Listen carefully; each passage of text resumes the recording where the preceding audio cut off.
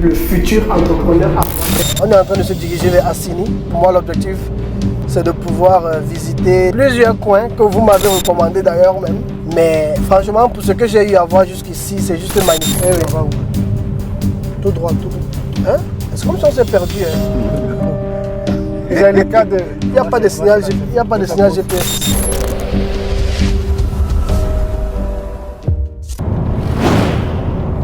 Quand on a laissé, après le pont, on a laissé la voie bitumée là. Oui, oui. Donc cette voie bitumée là, elle passe par Beaunois pour aller à Assini. Assini. Donc c'est cette voie là qui est nouvelle là dont je parlais. Ok. Super. Monsieur Gabin, tu me faisais comprendre que un gros problème qui est un atout pour ceux de la diaspora ici en Afrique, en tout cas plus particulièrement ici en Côte d'Ivoire, c'est l'apparence dans le sens où les gens sont beaucoup complexés lorsque ils savent que tu viens de l'étranger en fait. Lorsque tu viens entreprendre, je pense même que tu m'expliquais que toi tu conseillerais même à ceux qui sont dans la diaspora, quand vous retournez ici là, faites l'effort même de ne pas montrer aux gens que vous revenez définitivement. Parce que pour nous, c'est un rêve de rentrer investir, de rentrer chez nous investir, de rentrer s'installer en Afrique investir. Mais pour les autres, forcément qui sont sur le terrain, ils ne peuvent pas comprendre ça comme nous. Donc, parfois même, quand tu viens, si tu veux toujours continuer de t'établir sur le marché, de te faire respecter par rapport à ce que tu fais dans ton business, il serait même sage de montrer aux gens que non, tu n'es pas rentré définitivement, mais tu es toujours dans les navettes quoi. Tu es entre l'Europe et l'Afrique. Et ça, c'est des choses que j'ai vécues personnellement parce que quand il m'a dit ça, je lui ai dit non, tu ne vois pas que tu exagères un peu. Mais on a traversé des petites scènes ici. Il me rappelait à chaque fois, tu vois que tu as la réponse à tes questions. Donc, je voulais un peu que tu insistes sur ça. Est-ce que tu as vécu ce genre de choses? Oui. Et en fait, comment est-ce que ça fonctionne en fait dans le monde des affaires par rapport à nous qui venons de l'étranger ici pour investir? Oui. Comme je l'ai dit, quand tu as vécu hors de la Côte d'Ivoire, en Europe ou bien même disons en Occident de façon générale, tu décides de venir investir ou bien entreprendre en Afrique ou bien dans le cadre de la Côte d'Ivoire. Dès que tu arrives au début, en tout cas, tu suscites beaucoup d'attention de la part de ton voisinage, de ton entourage, de la famille, de tes amis. C'est ça. Ok? Ça, ce sont tes proches déjà. Et donc, ces derniers sont fiers de présenter à leurs proches également que voici, j'ai mon frère qui vient d'arriver de tel pays de l'Occident. Oui. Ok? Et donc, du coup, quand vous partez à des échanges, des réunions, même des petites sorties, tu es vu différemment, de façon positive. Oui. Ok? Par rapport à ceux même qui sont ici. Toi-même, tu as vécu ça hier. Tu as vu, donc tu es considéré. Regarde, par exemple, hier, on est allé manger. Oui. Ok? J'ai demandé une portion au restaurant. J'ai demandé une portion supplémentaire de riz et de sauce. Ils sont venus mettre ça où? Dans ton assiette. Oui. Alors que tu n'avais rien demandé. Rien demandé. Ils essayaient toujours de me mettre aux petits soins. Oui, est-ce que tout se passe bien? Tu as besoin de n'importe quoi. Moi, je n'avais rien demandé. Mais le gars s'est rassuré que son petit soin, juste parce qu'il avait identifié ce point-là, quoi. Voilà. Donc, quand tu viens pour entreprendre, en fait, ça doit être un atout. Oui, oui. Pour ceux de la diaspora. Oui, oui. Ok? Un atout pour pouvoir vraiment te positionner, bénéficier de cette attention-là. On te donne. Oui, voilà. Oui, oui. Donc, voici un peu ce que je peux dire sur ce point-là. C'est pourquoi, si tu viens dans l'objectif de pouvoir rester sur une certaine longue période, ben, ne le fais pas savoir automatiquement à tout le monde. Comme on a souvent l'habitude de faire, non, je rentre m'installer, je rentre rester. C'est bien et bien beau, tu peux le faire pour toi, mais ce qu'il essaye d'expliquer, c'est qu'on doit utiliser, c'est un atout en fait pour ceux qui sont dans la diaspora, d'utiliser cela. Malheureusement, l'Europe est toujours vue comme un paradis, et moi je ne veux pas être hypocrite, hein. On est allé en Europe, on a eu ce qu'on avait et on a continué d'avoir que ce soit des formations, des bons boulots. On a acquis de l'expérience, de l'expertise et beaucoup continuent d'y aller, hein, ce qui n'est pas une mauvaise chose. Mais maintenant, lorsque tu décides de rentrer investir ici, il faudrait que tu saches que les gens ont un autre regard sur toi. Quand vous êtes dans la diaspora, vous retournez investir ici. Dans le monde des affaires, les gens ont tout un autre regard sur toi. Et moi, c'est des choses que j'ai vécues pendant que j'étais avec lui. Oui. Je donne le deuxième cas, oui, avec la rencontre qu'on a eue. Je n'ai pas dit les noms pour ne pas que... Oui.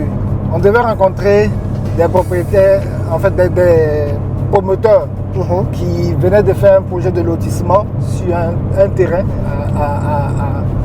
donc je ne vais pas dire aussi la ville. Oui. Sur un terrain, puisque aujourd'hui, au niveau des réseaux sociaux, il y a... Et cette personne, il y a longtemps qu'on devait avoir des rencontres, mais qui nous tournaient. Et quand on lui a fait savoir qu'on avait des partenaires qui venaient de l'Europe, de la Suisse. Ok, donc du coup, la personne a été maintenant réceptive. Avant, je lui envoyais des messages, des appels qui ne répondaient pas. Et j'étais surpris avant ta venue de savoir que bon, finalement la visite que vous devez faire, c'est pour quand? C'est de quel? J'ai dit, ah bon, j'étais surpris. Donc maintenant, changement de situation. Oui. Et la personne qui dit, bon, ok, donc je vais aménager mon programme pour que bon, je puisse le recevoir. Donc effectivement, il était présent, on devait se voir une fois, mais finalement on s'est vu plusieurs fois. Plusieurs fois, ouais. Ok. On s'est vu plusieurs fois. Et en plus du site sur lequel on était en échange, il nous a même proposé 2 autres sites. on a finalement gagné encore 2 marchés supplémentaires, quoi. Donc on peut dire la dimension est pratiquement 4 fois plus que le premier site. Oui. En termes d'hectares et de superficie. Est-ce que c'est 4 fois, mais peut-être 40 fois? Oui. Parce que le premier site, c'était quoi? 2 hectares. 2 hectares. Après, il nous a proposé un site de 47 hectares. Effectivement. Et le 3e site, c'était 15 hectares. Effectivement. Et donc, pour le site de 15 hectares, il a tenu, bon, je lui ai dit que nous on rentrait, il fallait qu'on rentre hier pour ne pas avoir roulé tard la nuit. Il dit non, il faut qu'on rencontre d'abord ces autres, puisqu'il n'est pas seul sur le projet. Ces autres collaborateurs. On a rencontré ces derniers, j'ai dit bon, pas plus de 5 minutes. Donc ces derniers nous disent non, il faut que vous rencontrez le chef de famille. C'est le vieux, c'est lui qui décide. Le doyen. Nous sommes d'accord, mais il faut que vraiment vous voyez. Il dit mais on n'a pas le temps, il faut qu'on dit non, faites un effort, il y a toujours un plan B. Et finalement on est resté, hein? Oui. Et le doyen, malgré son état, puisqu'il était convalescent, il était souffrant, mais c'est lui-même qui a tenu à se déplacer. On dit bon, on va partir sur lui. Il dit non, lui-même, il se déplace. C'est comme donc, je viens là-bas, quoi. Tout ça là parce que tu étais là. Effectivement. Donc, voici un peu la réponse. Oui. Donc, les amis, comme vous pouvez comprendre, franchement, ça c'est vraiment un atout en fait. C'est vraiment un atout que vous devez en fait utiliser. Et pour moi, je pense que il peut en ressortir de là beaucoup de bonnes opportunités, beaucoup de marchés gagnés aussi au travers de cet atout-là. Donc, utilisez ça, exploitez ça. Moi, je voulais simplement partager cela avec vous et vous encourager aussi à retourner, hein, parce que franchement, l'Afrique se développe, quoi. En tout cas, pour moi, ce que j'ai vu en Côte d'Ivoire et même au Cameroun, parce que moi, je vais au Cameroun chaque année, peut-être 2 ou 3 fois l'année, et en Côte d'Ivoire aussi. En tout cas, en Côte d'Ivoire, moi, je dis chapeau. Donc, par exemple, là, on est en train d'aller sur Assini. Ok, tu disais? Voilà, donc je disais que parlant de communautés, je vais prendre le cas de 3 communautés, il y en a plusieurs, mais dont leur exemple est très instructif. La communauté mauritanienne, la communauté venant du Niger, et puis la communauté libanaise. Ok. Pour la communauté mauritanienne, leur business model, ils prennent des articles avec les centrales d'achat et puis ils ajoutent leur marge et ils les revendent. Effectivement. Tu seras surpris quand tu vas en province, dans des endroits très très éloignés, dans des villages même, tu vas voir des boutiques qui sont tenus par des Mauritaniens. Oui. Ok. Et ils sont, leur communauté est tellement forte que à ces derniers-là, c'est les mêmes articles qui leur sont donnés par le canal de, comment dirais-je, de leur centrale d'achat. Et puis, ils les vendent dans toutes les boutiques partout sur la Côte d'Ivoire. D'accord. Ce qui fait que toi, si tu viens installer ta boutique, bon, c'est vrai que tu vas aller dans une centrale pour pouvoir acheter tes articles en gros, mais ta marge ne sera pas aussi conséquente que la leur. Que la leur. Que la leur. Donc eux, c'est les Mauritaniens, eux, c'est pour les boutiques. Tu prends la communauté du Niger, ils sont dans le domaine du bois. Du bois. Et puis aussi dans d'autres domaines. Malheureusement, toi qui es ivoirien, tu veux te lancer dans ce secteur d'activité-là, tu seras vraiment très combattu. Et puis, tu auras vraiment beaucoup de difficultés. Ok. Pourtant, c'est le bois qui est pris localement, ici, ok, qui est transformé et puis peut-être envoyé à l'étranger. Ok. Mais selon toi, alors, qu'est-ce qui fait notre faiblesse? Qu'est-ce qu'on peut améliorer à notre niveau pour pouvoir être comme eux? On doit se positionner comme eux, en fait. On doit pouvoir se rassembler par secteur d'activité. Ok. Ok.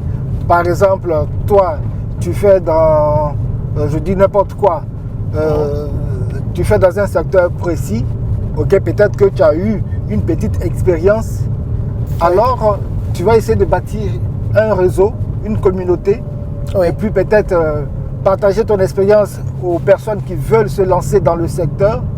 Pour les nouveaux, quels sont les rouages, quelles sont les difficultés au niveau agrément, où trouver certains éléments. Il faut partager en fait le peu d'informations dont tu disposes. Ok. Il faut partager le peu d'informations dont tu disposes. Pourquoi? Parce qu'en le faisant, peut-être que certaines personnes ne le font pas pour se dire que oui, si je lui dis, il va faire la même chose que moi, il sera mon concurrent. Non, ça c'est une mauvaise mentalité. C'est une mauvaise mentalité. Tu lui as dit, tes petits, tu as partagé ton expérience avec lui. Au besoin même, tu lui dis où trouver tel élément. D'abord, il y a une redevance par rapport à cette information que tu lui as donnée. Et donc, du coup, la personne va se voir liée à toi. Effectivement. La personne va se voir liée à toi. Ok. Donc, ça, c'était le cas de la communauté venant du Niger. Il y a les Libanais. Je prends également la communauté. Les Libanais sont nombreux ici. Hein.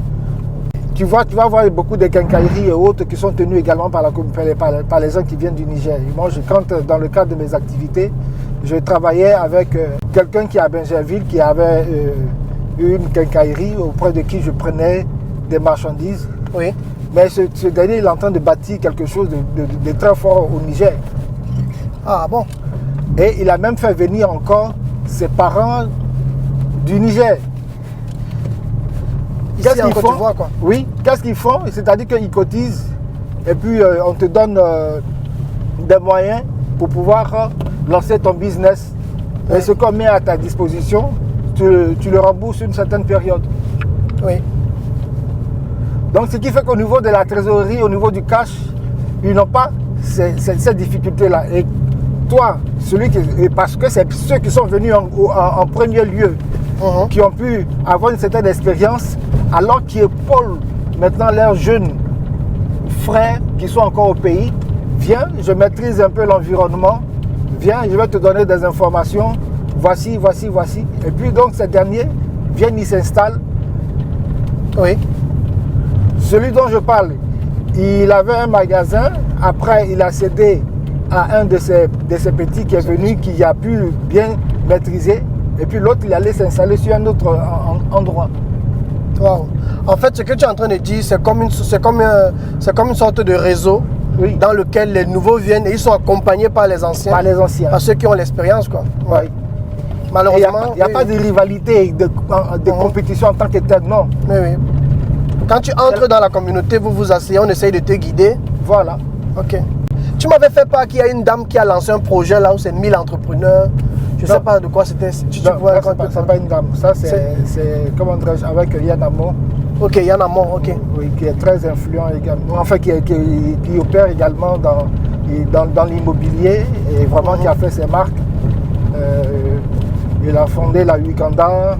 Il a promoteur de RAD Immobilier. Donc, il a créé un groupe de 1000 entrepreneurs, qu'on appelle les 1000 First. Les 1000 First, Voilà. ok. Donc, les 1000 First, donc, ils regroupent plusieurs entrepreneurs de divers secteurs d'activité. Mais l'objectif caché derrière, c'est ce dont nous parlons là. Oui, c'est de faire le réseau et puis bénéficier de l'expérience des aînés. Oui. Voilà un peu. D'accord les amis, donc je pense que ce sera tout pour cette première partie.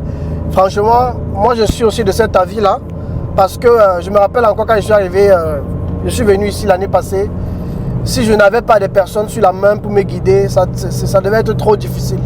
Donc c'est là où j'ai commencé à comprendre l'importance du réseau. Tu peux avoir toutes les compétences que tu veux, tu peux avoir toute l'intelligence que tu veux, mais tu as besoin du réseau pour comprendre le marché. Tu as besoin du réseau pour être accompagné, pour être guidé, tu vois un peu. Et là, tu vas pouvoir mieux canaliser toutes tes forces au lieu d'aller combattre tout seul. Et malheureusement, dans notre communauté, c'est une réalité que nous avons. C'est que chacun veut aller batailler seul. Chacun veut aller combattre. Et nous ne pouvons pas devenir forts comme ça, en fait. Vous voyez un peu. Donc, voilà ça un peu. Et je pense que nous devons œuvrer à travailler ensemble. Nous devons œuvrer à ce que si quelqu'un, par exemple, vient en Côte d'Ivoire, qu'il soit accompagné dans une communauté, si quelqu'un vient au Cameroun, au Sénégal, au Gabon, pour entreprendre, pour investir, qui n'est plus à chercher à gauche, à droite, parce que les Chinois font ça, les Libanais font ça, on a parlé des Mauritaniens qui font la même chose ici en Côte d'Ivoire, et je pense qu'on doit copier ce qui est bon, on doit copier les stratégies qu'ils utilisent pour réussir, et afin que nous aussi nous puissions réussir. Donc, je m'arrête là et on se retrouve dans une autre vidéo. À très bientôt.